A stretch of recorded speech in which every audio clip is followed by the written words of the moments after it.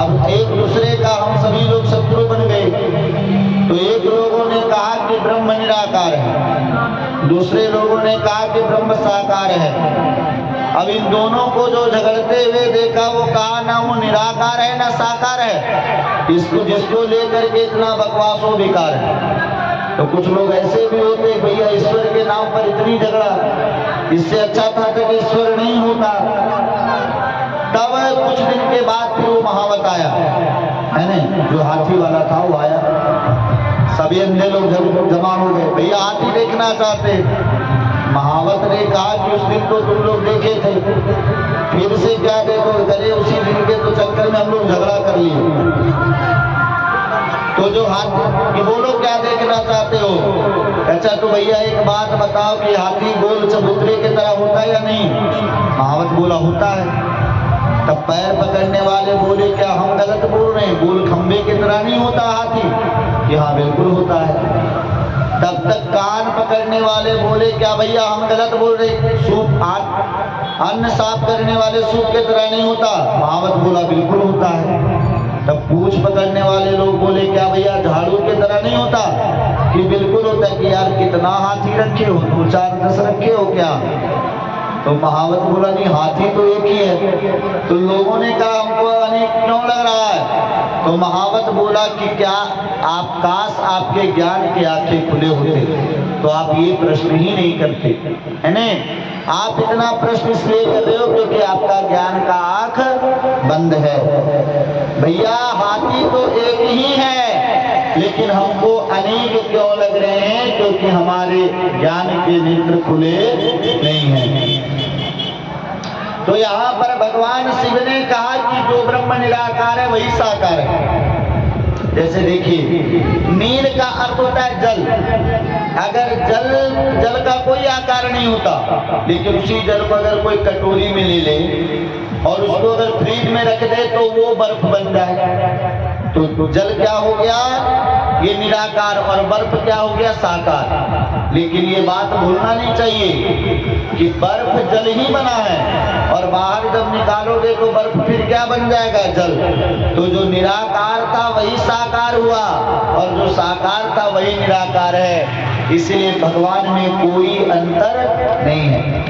भगवान शिव ने कहा कि देवी धन्य धन्य गिरिराज कुमारी, तुम समान नहीं को उपकारी, पूछो रघुपति कथा प्रसंगा, सकल लोक जग पावनी गंगा, मंगल भवन अमंगल हारी, और ब्रह्मंश दशरथ अजीर बिहारी। ये यही का चौपाई है।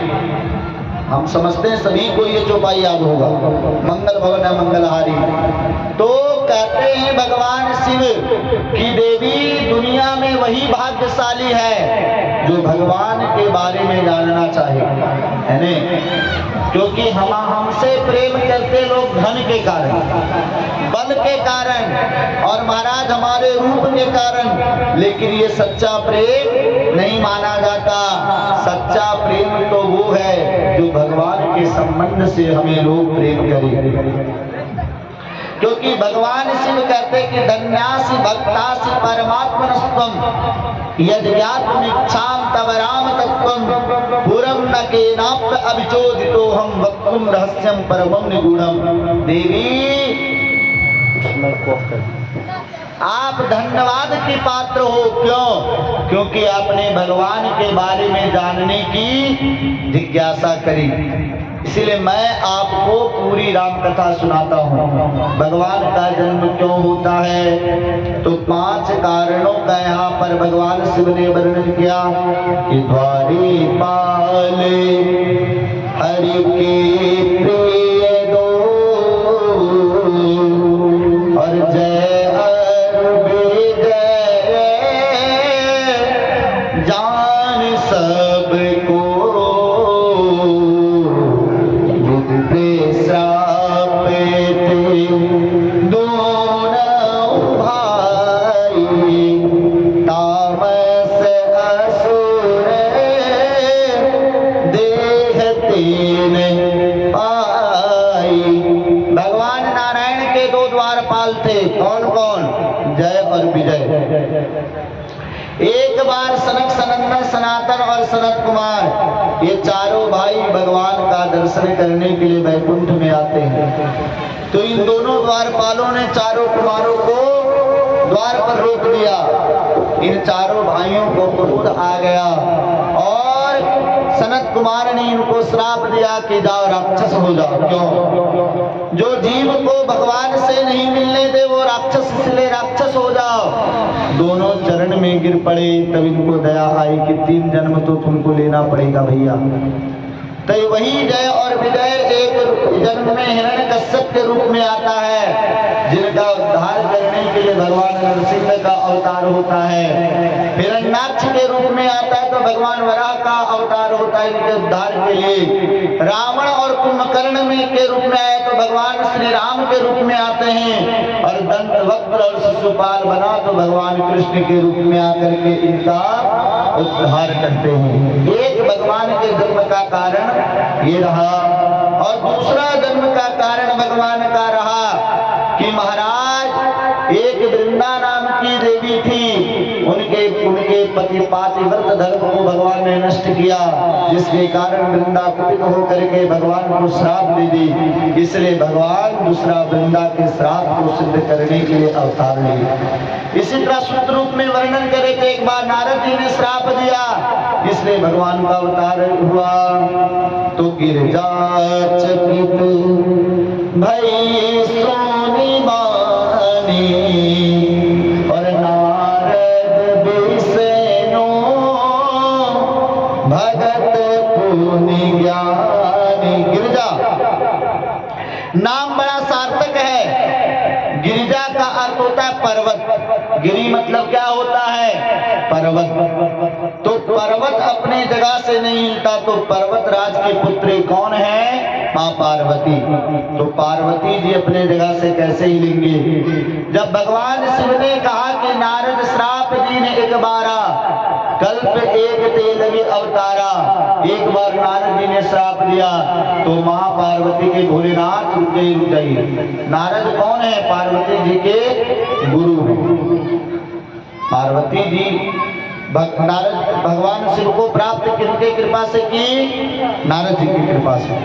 तो जब नारद जी के लिए कहा तब मां पार्वती कहती है कि सुनिए भोलेनाथ, कारण कवन श्राप मुनि दीना का अपराध रमापति कीना। अगर हमारे गुरुदेव ने भगवान को श्राप दिया तो इसमें गलती हमारे गुरु की नहीं रही होगी, भगवान ही जरूर कोई गलती किए होंगे, इसलिए नारद जी ने उनको श्राप दिया। तो यह प्रसंग मैं कहूं पुरारी। शिवजी सोचे कि मैं सूत्र रूप में कह के आगे बढ़ जाऊंगा, लेकिन इसका विस्तार करने के लिए मां पार्वती बोली। तब भगवान शिव ने कहा, बोले बिहसी महेश तवा ज्ञानी मोड़े न को, और जही जस रघुपति करगी जबा सो तस देहि छन हो। जब मां पार्वती बोली कि हमारे गुरुदेव किसी कारण से श्राप नहीं दे सकते तो भगवान शिव को हंसी आ गई।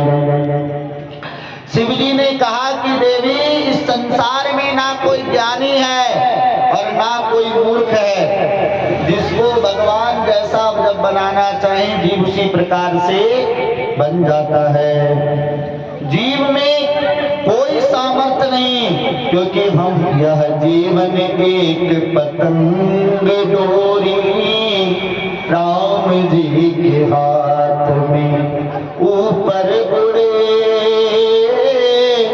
या नीचे आवे, रे मन मेरे क्यों घबरावे, रे मन मेरे क्यों घबरावे, वही उठावे वही गिरावे, वही उठावे वही गिरावे, श्री हरि खेल रहे तेरे संग, डोरी राम जी के हाथ में, यह जीवन एक पतंग डोरी राम जी जी के हाथ में। देवी, यह जीवन एक पतंग के तरह है और इस पतंग को उड़ाने वाले कौन हैं? राम जी। जैसे पतंग को कोई उड़ाता है, पतंग कभी कभी आकाश में चली जाती है और कभी पतंग गले में आकर के गिर जाती है।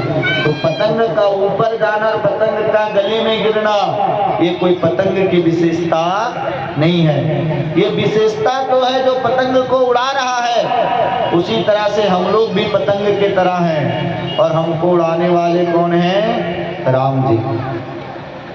राम जी जब जिसको जैसा उड़ाना चाहें भी उसी तरह से उड़ता है। तो सुनो देवी, हिमगिरि गुहाए यति पावन, बह समीप सुर सरी सुहावन। हिमगिरि, हिमालय की पावन गुफा का एक बार नारद जी ने दर्शन किया। अति पावन, अति पावन क्यों कहा? क्योंकि बह समीप सुर सरी सुहावन। हिमालय के किनारे से माँ गंगा प्रवाहित हो रही हैं और गंगा जी की बड़ी महिमा है।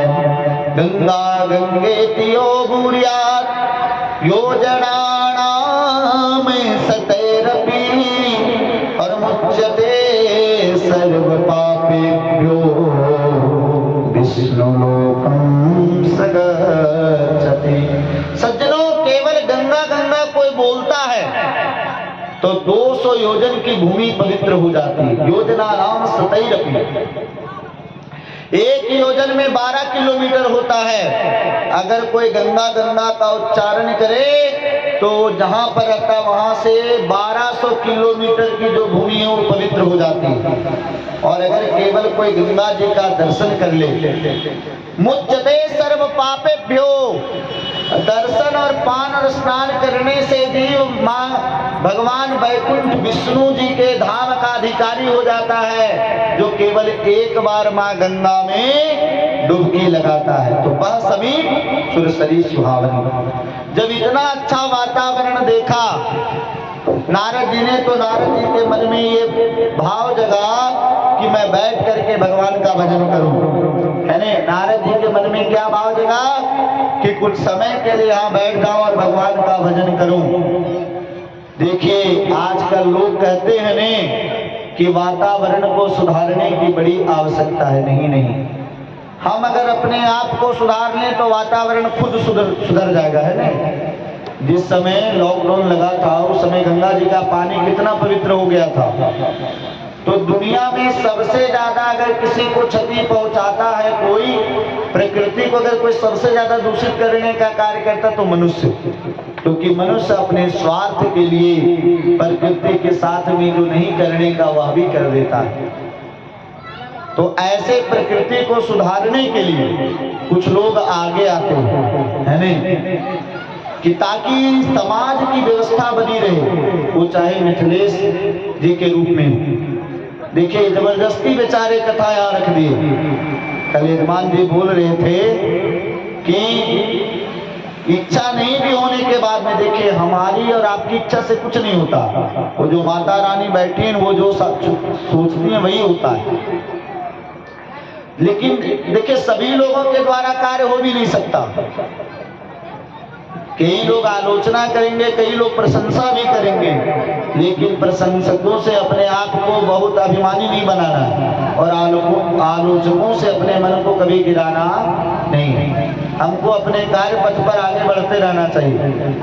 अगर हमारा संकल्प शुद्ध है तो भगवान कृपा जरूर करते हैं। और हमारे आचार्य जी का तो 108 संकल्प का 108 राम कथा का संकल्प है नहीं। और ये कथा तो हम लोग कई बार कर चुके हैं, लेकिन ये ट्रस्ट के तत्वाधान में पहला कथा है।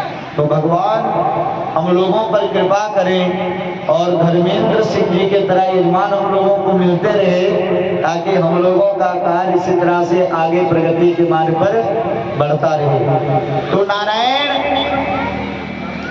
भगवान शिव ने कहा कि देवी सुनो, व्यक्ति को सुधारने की आवश्यकता नहीं, वातावरण को सुधारने की आवश्यकता नहीं है। व्यक्ति का यदि निर्माण कर दिया जाए तो वातावरण खुद सुधर जाएगा। जैसे आप कभी कभी मोबाइल को ले जाते होंगे कहीं ऐसे पर जहां पर टावर आपका मोबाइल में काम नहीं कर रहा, तो आप सोचे कि मेरा मोबाइल खराब हो गया और आप धोखा में आकर के अपने मोबाइल को फेंक दीजिए, ये बात समझदारी की नहीं है। आप अपने मोबाइल को वहां पर लाइए जहां पर फिर से आपका मोबाइल में नेटवर्क काम करना चालू कर दे। उसी तरह से जीव जब अपना निर्माण करता है तो प्रकृति का निर्माण स्वतः हो जाता है। आज नारद जी ने जब हिमालय वन प्रांत का दर्शन किया तो इनके मन में भाव जगा कि बैठ करके भगवान का भजन करें, लेकिन नारद जी कहीं ज्यादा देर बैठ नहीं सकते। क्यों नहीं बैठ सकते? क्योंकि नारद जी को प्रजापति दक्ष का श्राप लगा हुआ है कि नारद जी कहीं ज्यादा देर बैठ नहीं पाएंगे। क्यों? क्योंकि प्रजापति दक्ष के पुत्र लोग जाते भगवान का भजन करने के लिए कि भगवान का भजन करेंगे, शक्ति को प्राप्त करेंगे, उसके बाद में गृहस्थ आश्रम में प्रवेश करेंगे और संस्कारवान संतान को जन्म देंगे। इसलिए देखिए कथा में आइए तो अपने बाल गोपाल को भी लेकर के आइए, क्योंकि इससे उनके अंदर संस्कार की वृत्ति जगेगी और जब वो धार्मिक होगा तभी वो आपकी सेवा कर सकता है। वरना खूब कैम्ब्रिज में पढ़ाइए, खूब महाराज बड़े बड़े विद्यालयों में पढ़ाइए, वहां माता पिता का वो सेवा नहीं करेगा, बाद में वृद्धाश्रम में आपको भेजेगा, बहुत ज्यादा पढ़ लिख जाएगा तब। इसके मतलब ये नहीं कि अपने संतान को नहीं पढ़ावें, बिल्कुल पढ़ावें, लेकिन उसके साथ साथ उसको संस्कार की भी शिक्षा दीजिए। वो संस्कार की शिक्षा कहाँ मिलती है? भगवान की कथा में। तो आज श्री नारद जी मिल जाए बीच रास्ते में प्रजापति दक्ष के पुत्रों को कि भैया कहाँ जा रहे हो? कि बाबा अभी तो तपस्या करके आ रहे, अब जाके हम लोग गृहस्थ आश्रम में प्रवेश करेंगे। नारद जी ठहरे बैरागी महात्मा, विरक्त महात्मा, वो कहते रे भैया काहे संसार के कचरे में पड़ते हो, जाके भगवान का भजन करो। कई लड़कों को इनके बाबा जी बना दिए प्रजापति दक्ष के। प्रजापति दक्ष ने सोचा कि अगर नारद जी को समझाओ तो ये समझने वाले नहीं, इसलिए ऐसा काम करो कि इनको श्राप दे दो कि 2 घड़ी से ज्यादा ही कहीं ठहर ही नहीं पाओगे। प्रजापति दक्ष ने श्राप दे दिया कि जाओ बाबा 2.5 घड़ी से ज्यादा कहीं नहीं ठहर पाओगे। किसी ने नारद जी को कहा और 2 उपदेश, अब 2.5 घड़ी से ज्यादा तुम कहीं ठहर नहीं सकते, अब क्या करोगे? नारद जी बोले अब तो और अच्छी बात है। अरे भैया अभी तक कम लोगों से मिलते थे, अब ज्यादा लोगों से मिलेंगे, अब ज्यादा लोगों को उपदेश करेंगे।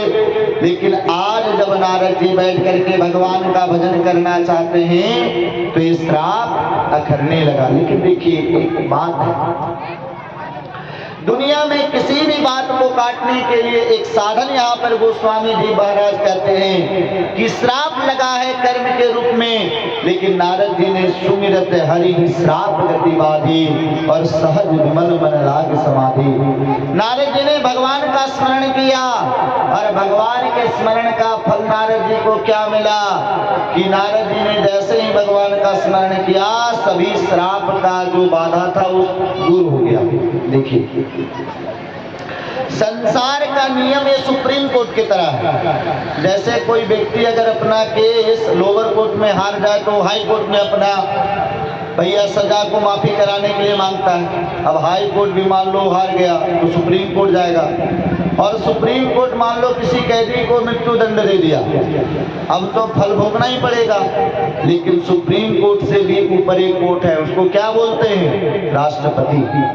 अगर राष्ट्रपति के यहाँ कोई अपने प्राणों का भिक्षा मांगता है और राष्ट्रपति चाहे तो सुप्रीम कोर्ट के द्वारा दी गई सजा से उसे मुक्त कर सकता है। तो हमारे कर्म ये सुप्रीम कोर्ट की तरह है, लेकिन भगवान राष्ट्रपति की तरह, अगर भगवान चाहे तो हमको कर्म से मुक्त कर सकते। आज नारद जी भगवान का स्मरण किए और भगवान का स्मरण का फल क्या मिला कि जो इनको श्राप लगा था वो श्राप इनको परेशान नहीं किया। बैठे नारद जी, इंद्र देवता डर गया। इंद्र डरा तो अप्सरा को भेजा, किसको? काम को। कल भी भेजा था काम को इंद्र, किनके समाधि को तोड़ने के लिए? शंकर जी के समाधि को तोड़ने के लिए। आज फिर भेजा काम, कि नारद जी टस से मस नहीं हुई। गोस्वामी जी कहते हैं किसी की चाप सकई को तासु बड़ रखवार रमापति जासु। भैया कल अगर शिव जी का समाधि टूटा तो उसमें भगवान की इच्छा थी, आज भगवान की इच्छा नहीं थी। काम बहुत प्रयास किया लेकिन काम शंकर नारद जी के समाधि को तोड़ नहीं पाया। नहीं तोड़ पाया तो नारद जी के चरण में गिर पड़ा। नारद जी के चरणों में गिरा कि बाबा आप तो बहुत बड़े हैं।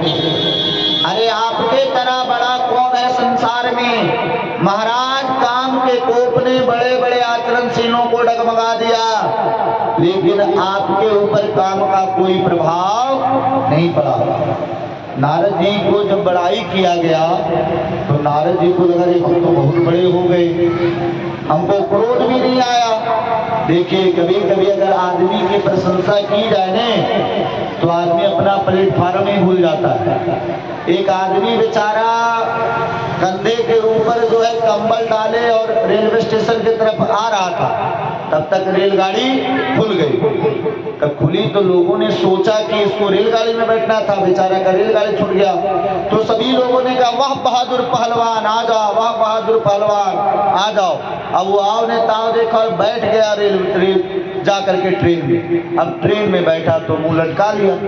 लोगों ने कहा क्या बात हुआ, आपकी ट्रेन छूट गई थी, ट्रेन मिल गई, आप मुंह क्यों लटकाए हो। तो वो बोले अरे भैया जिसको ट्रेन में बैठना था वो तो प्लेटफार्म पर ही छूट गया। कि आप क्यों बैठ गए कि आप लोगों ने हमारी बड़ाई की, वाह बहादुर पहलवान आ जाओ। तो हमको लगा कि बैठ ही जाते। तो कभी कभी व्यक्ति की प्रशंसा होती है तो व्यक्ति अपना प्लेटफार्म ही भूल जाता है। आज जब नारद जी की प्रशंसा हुई तो नारद जी को लगा कि हम तो बहुत बड़े हो गए, हम काम को भी जीते और क्रोध को भी जीत लिए। क्योंकि शिव जी ने क्रोध काम को जीता लेकिन क्रोध को नहीं जीत पाए, काम को जला करके भस्म कर दिए। भगवान नारायण ने क्रोध को जीता जब भृगु जी उनके हृदय पर लात मारी, लेकिन भगवान विष्णु ने काम को नहीं जीता क्योंकि वो ससुराल में बस गए। इसीलिए भाई हम इतने बड़े काम किए हैं तो अपना बड़ाई कम से कम कहीं तो करवाना चाहिए। तो ये हमसे सबसे नजदीक में कौन है तो भोले बाबा, क्योंकि कैलाश पर रहते हैं। इसीलिए हम क्या किए कम से कम भोले बाबा को तो पता चलना चाहिए। पहुंचे नारद जी बीना लेकर के। शिव जी सोचे कि आज तो नारद जी आए, आज राम कथा सुनने को मिलेगी। और शंकर जी पहुंचते ही काम कथा शुरू कर दी। कह रहे महाराज हम तपस्या कर रहे थे, काम आया मेरा, कुछ नहीं बिगाड़ पाया। शिव जी सुनते रहे माथा झुका करके के बाबा को जो अभिमान हो गया। नारद जी कुछ नहीं बोले तो नारद जी को पूछे, शिव जी जब कुछ नहीं बोले तो नारद जी पूछे कि आपको कथा अच्छी नहीं लगी क्या? कि बहुत अच्छी लगी, लेकिन महाराज जैसे ये काम की कथा हमको सुनाई उस तरह से भगवान विष्णु को मत सुनाना। तीनी जनी हरे सुनावो करो। तो नारद जी ने कहा वैसे तो नहीं सुनाएंगे, लेकिन अगर प्रसंग चल गया तो कि चलो प्रसंग दुरायो तब हूँ। अगर ये प्रसंग चल भी जाए तो आप छिपा लीजिएगा, बोलिएगा नहीं। तो पूर्वा गुरुर्वा हितोपदेशिका, गुरु के समान हमारे जीवन में कोई कल्याणकारी नहीं होता। अब नारद जी बहुत दिन हो गया विष्णु जी नारद जी का खबर ही नहीं ली। माँ लक्ष्मी बोली कि आप नारद जी का खबर नहीं लिए, बहुत दिन हो गया। तो भगवान नारायण ने कहा कि देवी नारद जी के मन में अभिमान हो गया है कि मैं काम और क्रोध दोनों को जीत लिया। इस स्थिति में मैं अच्छी तरह से खबर लेता हूँ, क्योंकि भगवान को सब कुछ अच्छा लगता है लेकिन उन्हें अभिमान अच्छा नहीं लगता। अच्छा नारद जी सोच रहे हैं भाई बहुत दिन से भगवान हमको नहीं बुलाए, हमने इतना बड़ा कीर्ति का झंडा गाड़ दिया, कम से कम हमारा स्वागत अभिनंदन समारोह तो होना चाहिए वैकुंठ में। हम काम और क्रोध दोनों को जीते हैं। अच्छा सूचना भिजवाए तो भिजवाए कैसे, क्योंकि हम तो बाबा जी हैं, हमारा तो बाल गोपाल है नहीं। अच्छा एक बार वैकुंठ चलते हैं, एक बार जाने में कोई हानि नहीं है, बार बार नहीं जाएंगे।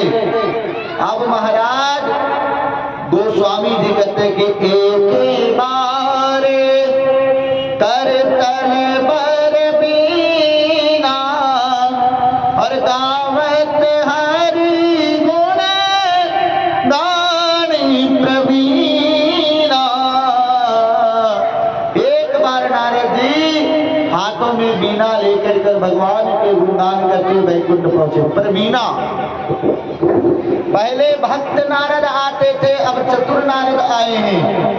इनको चतुराई का अभिमान है। अब जब नारद जी पहुंचे वैकुंठ में तो भगवान ने क्या किया कि अपने आसन से उठ करके खड़े हो गए। और नारद जी को लगा कि अब भगवान भी समझ गए कि अब ये पुराना वाला नारद नहीं रहा कि जिसको देख करके आसन पर ही बैठा जाए। हर्षि मिले उठी रमा निकेता। और जब नारद जी झुक करके प्रणाम करने लगे तो नारद जी को गले से लगा लिए भगवान। अब तो नारद जी को पक्का विश्वास हो गया कि अब ये भगवान भी समझ गए, अब ये पुराना वाला नारद नहीं रहा जिसको चरणों में प्रणाम करना पड़े, अब तो बराबरी वाला नारद हो गया है।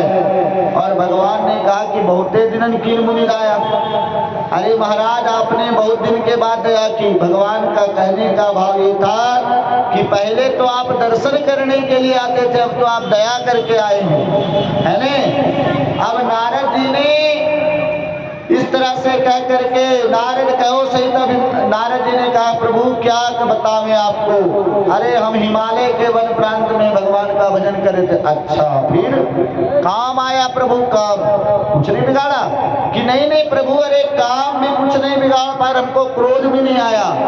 भगवान कारी ये तो बहुत बड़े आप हो गए।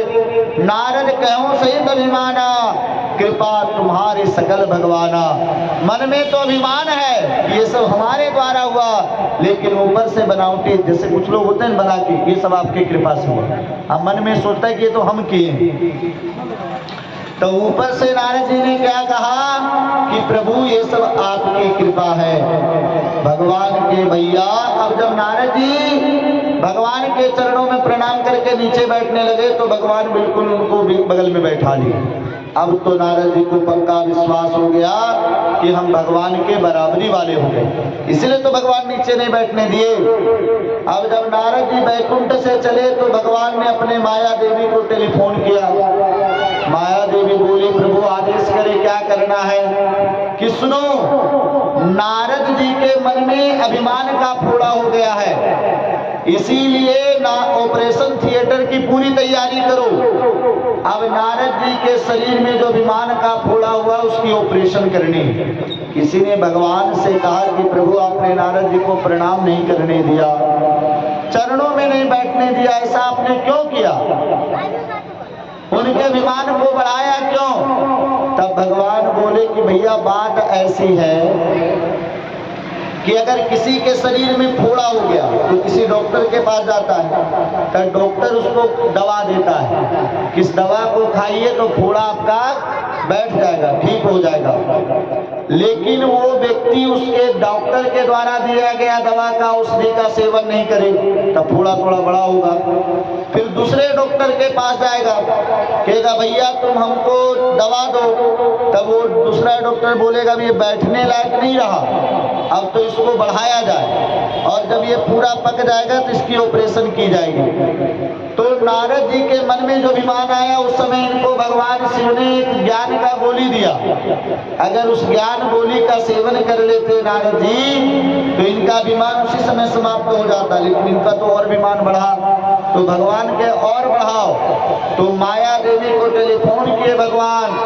अब भैया जब माया को फोन किया तो एक बहुत सुंदर नगरी का निर्माण कर दी माया देवी।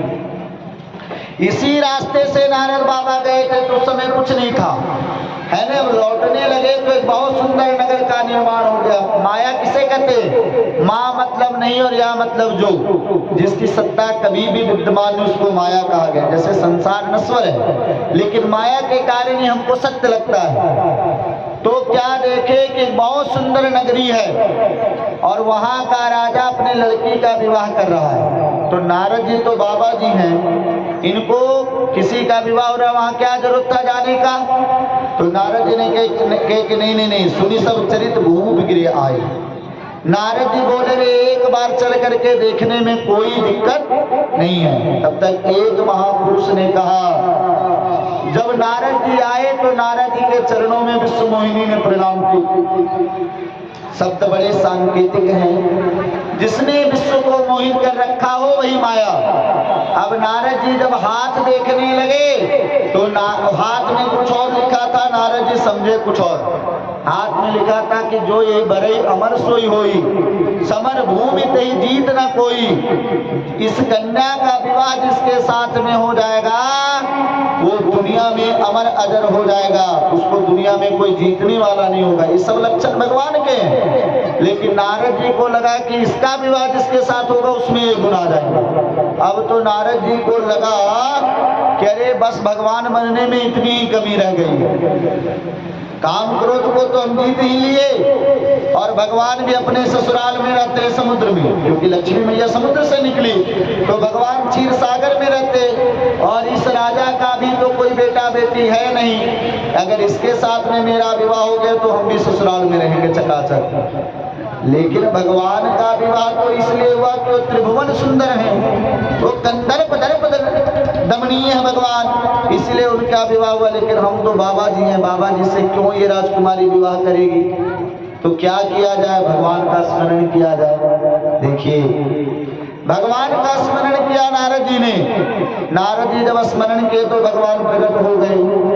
भगवान जब प्रकट हुए तो प्रभु विलोक मुनि ने जुड़ाने, भगवान को देखने से मुनि को बहुत शांति मिली। भगवान बोले, नारद जी आप हमको याद किए, क्या बात है? कि प्रभु एक जरूरी काम आ गया। भगवान मन में हंसे, कल बाबा काम को जीत करके आए थे और आज जरूरी काम आ गया। कि हाँ बोलिए क्या बात है, हमारे लायक कोई सेवा की, इसलिए तो आपको याद किए कि आपन रूप देहु प्रभु मोई, आन रूप आन भात नहीं पावो कोई। प्रभु आप अपना रूप दे दीजिए। भगवान के क्यों जी, हमारा रूप लेकर के तुम क्या करोगे? कि एक राजकुमारी को मैं देखा हूं प्रभु, वही नाम नहीं लेते, क्योंकि शास्त्रों में पत्नी और पति का नाम नहीं लेना चाहिए। आजकल तो लोग सबका नाम लेके बुलाते हैं। पति का नाम लेने से 10 दिन का उम्र उसी समय घट जाता है। इस शास्त्र की बात आपको बता रहे हैं। पति को अगर बहुत जल्दी मारना हो तो उसका नाम लेके रोज बुलाओ, वो जल्दी राम जी के पास चले जाएंगे। तो सज्जनों, आपातकाल में आप नाम ले सकती हो, लेकिन कुछ लोग तो फैशन बना लिया नाम लेना। तो जय हो। तो वही कहते हैं नारद जी, कहते हम उसका नाम कैसे लेंगे, तो हमारी पत्नी होगी, क्योंकि नारद जी मन से उसको अपना पत्नी मान लिए, है न? अब राम भगवान को लगा कि ये तो हमारे भक्त हैं और राम सदा सेवक रुचि राखे। भक्त का रुचि रखना मेरा कर्तव्य है, लेकिन इनका मैं रुचि रखूंगा तो इनका कल्याण होने वाला नहीं है। देखिए एक शंकर जी हैं जो विवाह नहीं करना चाहते तो भगवान जबरदस्ती करवा दिए, और नारद जी करना चाह रहे हैं तब भी भगवान होने नहीं दे रहे हैं। भगवान ने कहा कि अरे नारद तुम्हारा कल्याण विवाह करने से नहीं होगा। तब तक भगवान ने सोचा रे कुछ तो हमारे लिए सुविधा निकले। तब तक नारद जी के मुंह से निकला कि जे विधि होई नाथ हित मोरा, करम सुबेगी दास में तोरा। प्रभु जिस तरह से हमारा भला हो आप वही कार्य करिए। भगवान बोले ये सही बात बोला तुमने। अरे ऊपर से तुम क्या ये मांग रहे हो? तुम्हारा हित नहीं, तुम्हारा परम हित होगा वो मैं करूंगा। तुम्हारा विवाह करने से हित होने वाला नहीं है। फिर लड़के बच्चे के चक्कर में पड़ जाओगे, फिर दुनिया के सब गोरख धंधे करने लगोगे। दिन भर जजमान के यहाँ सत्यनारायण पूजा कराते और सप्तशती का पाठ करते समय बीत जाएगा। इसीलिए यहाँ ये नहीं करना है। तुम चकाचक समाज को उपदेश दो, क्योंकि समाज का कल्याण करना ये तुम्हारा कार्य है। अब भगवान को नारद जी ने कहा कि आप हमको सुंदर बना दीजिए, और भगवान उनको बंदर बना दीजिए, है नहीं? तो भगवान रुद्र के गण थे। रुद्र के गणों ने कहा कि प्रभु ये रूप हम भी देखना चाहते हैं। भगवान बोले भैया बंदर वाला रूप तुम नहीं देख सकते, तो ये सीक्रेट मामला है, ये केवल मैं देख सकता हूँ, दूसरा नारद और तीसरा वो विश्वमोहिनी। बाकी तो सभी लोग नारद जान सभी सिरनावा, बाकी तो सब नारद जी के ही रूप को देखेंगे कि नहीं नहीं प्रभु, कितना भी गुप्त मामला हो, सीक्रेट मामला हो, लेकिन हम तो संवाददाता हैं, हम प्रेस रिपोर्टर है नहीं, सीधा संवाद हम भगवान शिव जी से स्थापित करके रखे। और जब से शिवलोक से नारद जी निकले तब से भोले बाबा ने इनके पीछे हमको लगाया कि देखो भगवान इनके साथ क्या क्या लीला करते हैं, और आंखों देखा हाल तुम हमको सुनाओ। तो प्रभु ये गुप्त रूप हम भी देखना चाहते कि लो तब तुम भी देखो। लेकिन नारद जी एक उपदेश करते हैं हमको कि नारद जी का मन जब विवाह करने का हुआ तब भी वो अपने आप को भगवान से जोड़े, है नहीं, और जब उनके मन में भगवान की भक्ति का भाव जगा तब भी वो अपने आप को भगवान से जोड़े। लेकिन हम लोगों के जीवन में जब अनुकूलता का समय आता है तो हम लोग भगवान से अलग हो जाते हैं, हम लोग भगवान को भूल जाते हैं। लेकिन नारद जी हर स्थिति में भगवान को अपने साथ जोड़ करके रखते हैं। जब नारद जी बंदर बने तो शिव जी ने भी विचार किया कि अगर भगवान बंदरों से प्रेम करते हैं तो जही शरीर रति राम सोई आदर ही सुजान, और रुद्र दे तनि ने बसा हरते भय हनुमान। इसलिए भगवान शिव भी हनुमान के रूप में आए, बंदर के रूप में आए, क्योंकि महत्वपूर्ण ये नहीं है कि हम किस रूप में आए हैं, महत्वपूर्ण ये है कि भगवान हमको किस रूप में सबसे ज्यादा प्रेम करते हैं। अब नारद जी पहुंचे कहां पर, विश्व मोहिनी के सभा में, जहां स्वयंवर हो रहा था। नारद जी सबसे आगे बैठ गए, और नारद जी के अगल बगल कौन बैठे, वो भगवान रुद्र के दोनों गण। अब दोनों लोगों ने कहा कि भाई इस सभा में चाहे कितने भी राजा आए हों, लेकिन नारद जी की तरह कोई सुंदर नहीं है। अब प्रशंसा तो व्यक्ति को प्रिय होता है, कोई हमारा बड़ाई करे तो अच्छा लगता है। नारद जी दोनों बुला लिए अपने, आओ ये बैठो। क्या कह रहे थे कि नहीं नहीं नहीं कुछ नहीं कह रहे, तुम डरो मत, बोलो। क्या कह रहे थे कि बाबा इस सभा में चाहे लोग कितने भी आए हों, लेकिन आप जैसा कोई सुंदर नहीं है। नारद जी बोले इसमें क्या बात आश्चर्य, अरे ये रूप देने वाला अलौकिक है, इसलिए उसके रूप द्वारा दी गई रूप भी अद्भुत है कि वही हम कहें कि ऐसी वैसी जगह तो ऐसी सुंदरता मिल ही नहीं सकती। अब वहां पर आई विश्व मोहिनी। अब महाराज जब विश्व मोहिनी आए तो जय जैसे बैठे नारद भूली, सो जैसे तही न बिलो की भूली। नारद जी जिस पंक्ति में बैठे हुए थे, जिस लाइन में, वो निकलते ही देखी पहले बंदर की चेहरा, कह रही है हमसे बंदर भी शादी करने आ गया।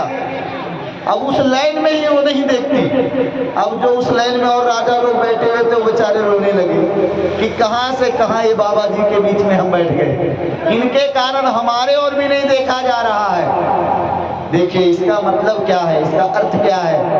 करे विश्व को व्यापने वाली माया भगवान के भक्त को कौन कहे, भगवान के भक्तों का जो संग करे उसको भी माया व्याप्ति नहीं है। नारद जी को लगा कि लगता है ये हमको देखी नहीं, इसलिए नारद जी बार बार खड़े हुए और बैठे, इसका नजर हमारे ऊपर पड़ जाए। रुद्र गणों ने कहा कि जय हो बाबा, पुनि पुनि मुनि उकसई अपलाही, और देख दशाहर गण मुस्काही।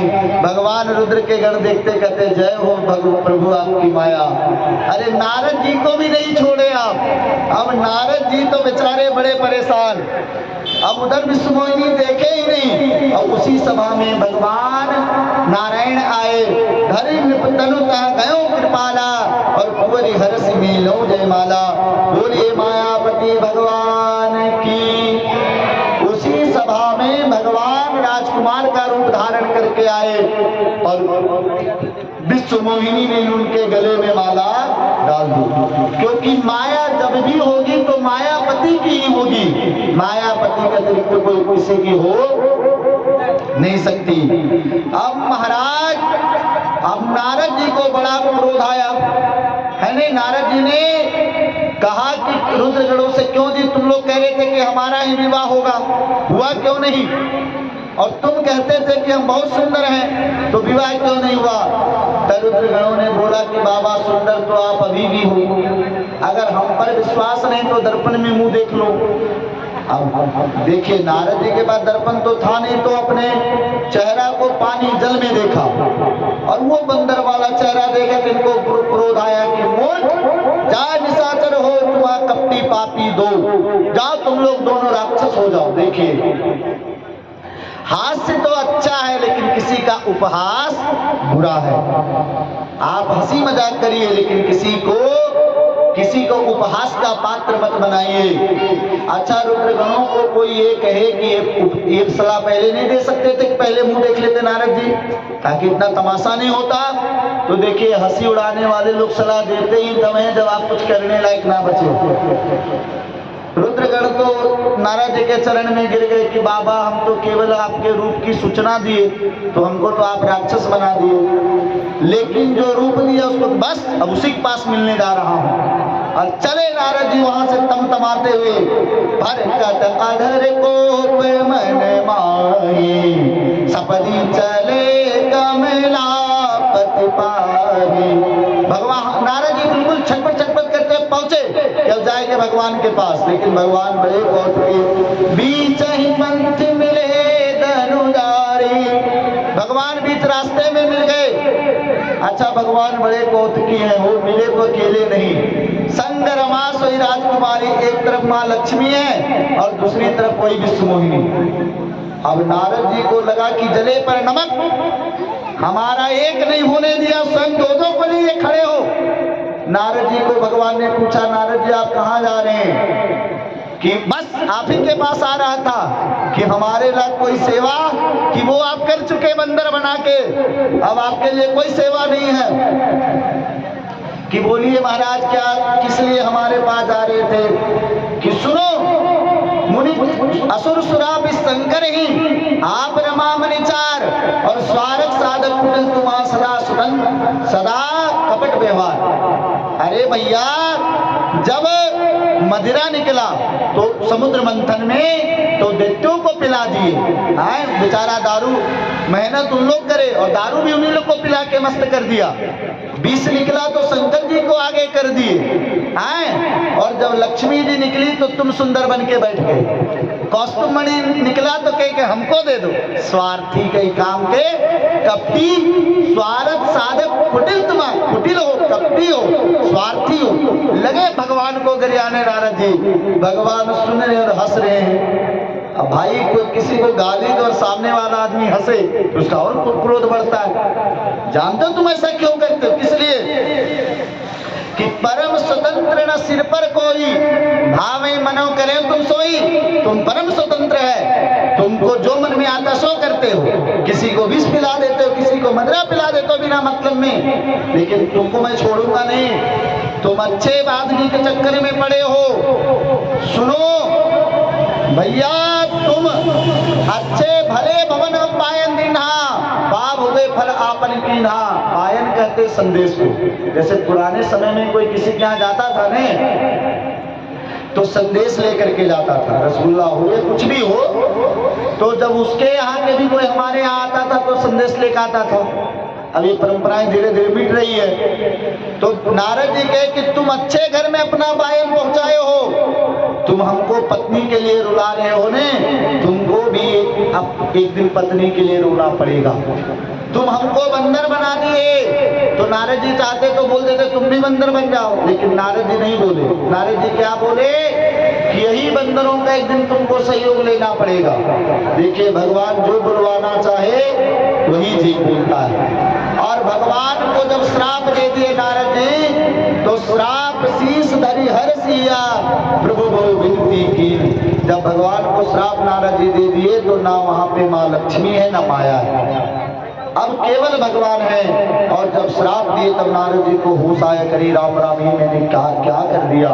भगवान के चरणों में नारद जी गिर पड़े कि प्रभु, जब हरि माया दूर निवारी, नहीं तारमा न राजकुमारी, तब मुनि अति सभीत हरि चरणा, गहे पाहि प्रणकारति हरणा। हे प्रभु, हमारी श्राप मिथ्या हो जाए। मेरा श्राप आपको नहीं लगे। भगवान मैं दुर्वचन कहे मुनि तेरे, का मुनि पाप कट मिटई किमि मेरे, और मृषा हो मम श्राप कृपाला।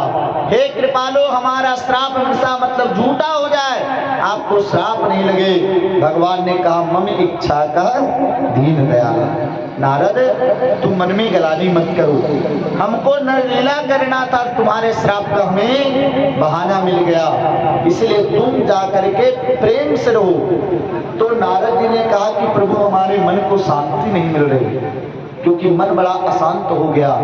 तब भगवान ने कहा कि सुनो नारद, तुमने भक्तापराध किया है, तूने भगवान शिव के वचन को सुन करके उनका निरादर किया, शिव जी के उपदेश को तुमने माना नहीं। इसलिए अगर तुम विश्राम चाहते हो तो जप हो जाए शंकर सतनामा, होए हृदय तुरंत विश्रामा।